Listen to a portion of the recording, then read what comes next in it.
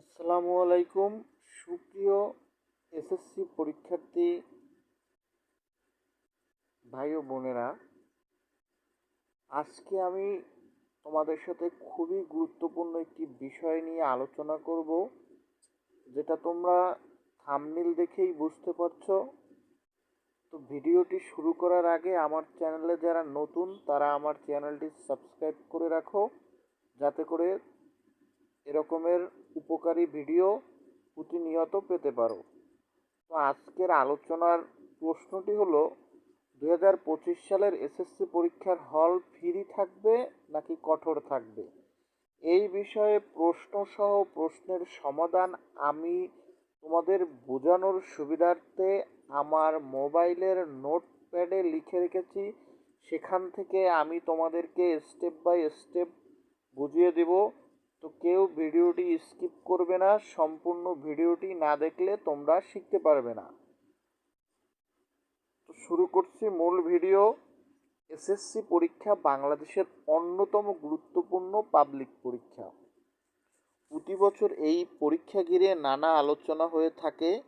বিশেষ করে পরীক্ষার হলের পরিবেশ কেমন হবে, এটি শিক্ষার্থী, অভিভাবক ও শিক্ষকদের জন্য অত্যন্ত গুরুত্বপূর্ণ বিষয়। 2025 সালের এসএসসি পরীক্ষার হল ফ্রি থাকবে নাকি কঠোর থাকবে তা নির্ভর করছে কয়েকটি মূল বিষয়ের উপর। গত বছরের অভিজ্ঞতা ও সরকারের নীতি। গত কয়েক বছর ধরে সরকার পরীক্ষার হল কঠোরভাবে নিয়ন্ত্রণ করার জন্য বিভিন্ন পদক্ষেপ নিয়েছে। বিশেষ করে প্রশ্ন ফাঁস রোধে কঠোর নজরদারি, কেন্দ্রের শৃঙ্খলা রক্ষা, মোবাইল ফোন নিষিদ্ধকরণ ইত্যাদি নিয়ম চালু করা হয়েছে। 2024 সালের এসএসসি পরীক্ষাতেও কড়াকড়ি ছিল, তাই 2025 সালেও সেই ধারা বজায় থাকার সম্ভাবনা প্রবল। নকল রোধে কঠোর ব্যবস্থা।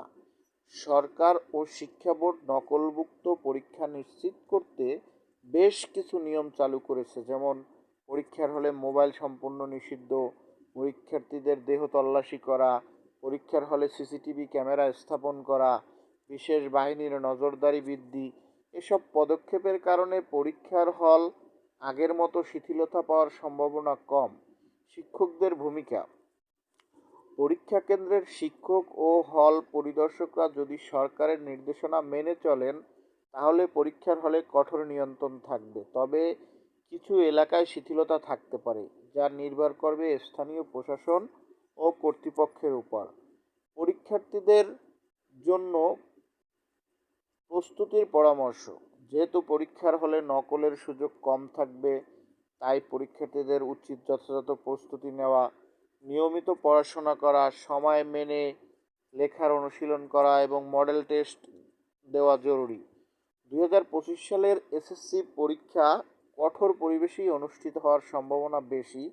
পরিশেষে উপসংহারে এই কথাটি খুবই গুরুত্বপূর্ণ, নকলমুক্ত পরিবেশ নিশ্চিত করতে সরকারের বিভিন্ন পদক্ষেপ অব্যাহত থাকবে।